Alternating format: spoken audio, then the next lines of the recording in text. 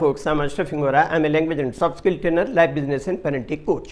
English breakfast with Ashraf में आज हम different uses of there THERE part 1 की स्टडी करेंगे।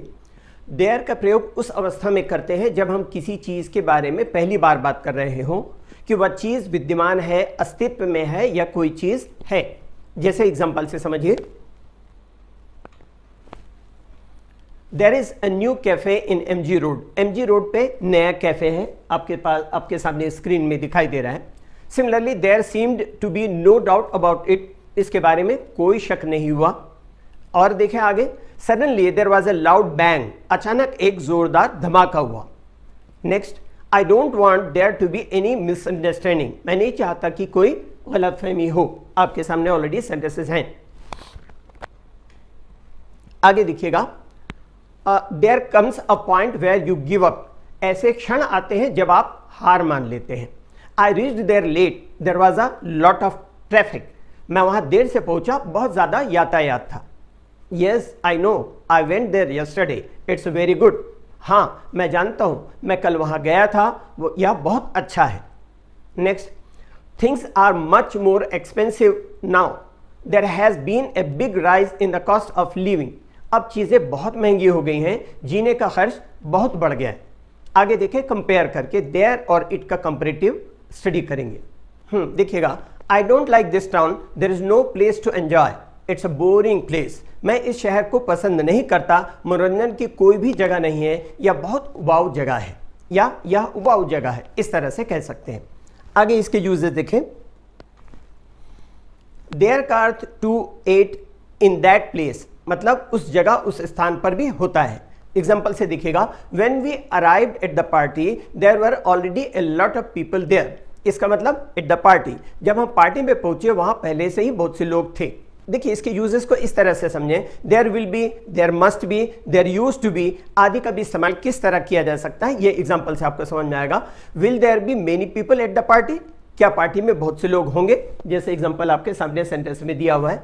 उसी तरीके से there must be some misunderstanding, जरूर कुछ गलतफहमी हुई होगी, इस तरह। आगे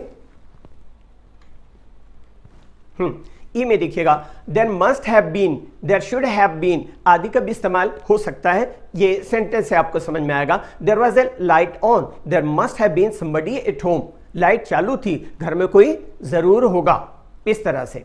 आगे देखें, एग्जाम्पल आपके सामने ऑलरेडी है। फिर देखिए, देयर और इट में कंपैरिजन देखिएगा, there used to be a cinema near Jaistambh Chowk या जैस्तम स्क्वायर, हम जनरली हिंदी में चौक बोलते हैं, इंग्लिश में square, but it close a few years ago, Jaistambh Chowk के पास सिनेमा हुआ करता था, लेकिन ये कुछ सालों में बंद हो गया है।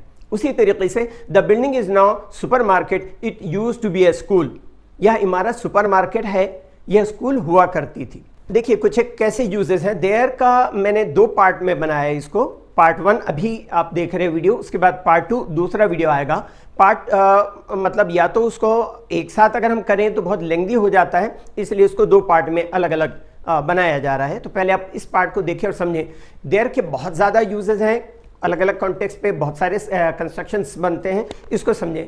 There is sure, there is certain या लाइकली टू बी समथिंग, ये इसका भाव है। इस टाइप के कंस्ट्रक्शन को आप एग्जांपल से समझेंगे। There is sure to be a train this evening, आज शाम को ट्रेन जरूर होगी। उसी तरीके से आगे देखिएगा, it is no use, it is no good, इस तरीके का कंस्ट्रक्शन देखिएगा। It is no good trying to persuade me, you won't succeed, मुझे मनाने की कोशिश करना बेकार है, आप कामयाब नहीं होगे। ये एग्जांपल आपके सामने है। देन एक और एग्जांपल देख लें, there is no point in, जो भी आपका कंस्ट्रक्शन होगा उस कंस्ट्रक्शन के हिसाब से, there is no point in having a car if you never use it, car होने का कोई मतलब नहीं है अगर आप उसका इस्तेमाल नहीं करते। एक और एग्जांपल इसी से रिलेटेड देख लें, there was no point in waiting any longer so we went, इंतजार करने का अब कोई फायदा नहीं था, इसलिए हम चले गए। ये एग्जांपल आपके सामने दिया हुआ है।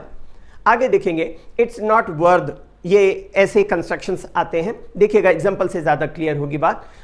I live only A short walk from here so it is not worth taking a taxi, मैं बहुत पास में, मतलब है मैं यहाँ से थोड़ी दूर पर ही रहता हूँ, इसलिए टैक्सी लेने की कोई उपयोगिता नहीं है। आगे, it was so late when we got home it wasn't worth going to bed. जब हम घर पहुंचे बहुत देर हो चुकी थी, सोने का अर्थात बिस्तर में जाने का कोई फायदा नहीं था। इसका रिमेनिंग पार्ट जो है नेक्स्ट जो है हम अगले वीडियोस में देखेंगे, बिकॉज एक साथ बहुत ज़्यादा लेंदी हो जाता है। इसके काफ़ी इंटरेस्टिंग और काफ़ी ऐसे यूजेस है जो अक्सर सुनाई देते हैं, और इस तरीके की जानकारी सारे कंस्ट्रक्शन की होना ज़रूरी है ताकि हमको ज़रूरत के मुताबिक उनका सही इस्तेमाल हम कर सकें। इंग्लिश के लिए आप मेरे channel English breakfast with Ashraf and soft skill के लिए Ashraf the mover and shaker को लाइक, शेयर एंड सब्सक्राइब करें। कमेंट सेक्शन में कमेंट करें, बेल आइकॉन प्रेस करें और मेरी बुक ज़रूर पढ़ें। Thanks for watching.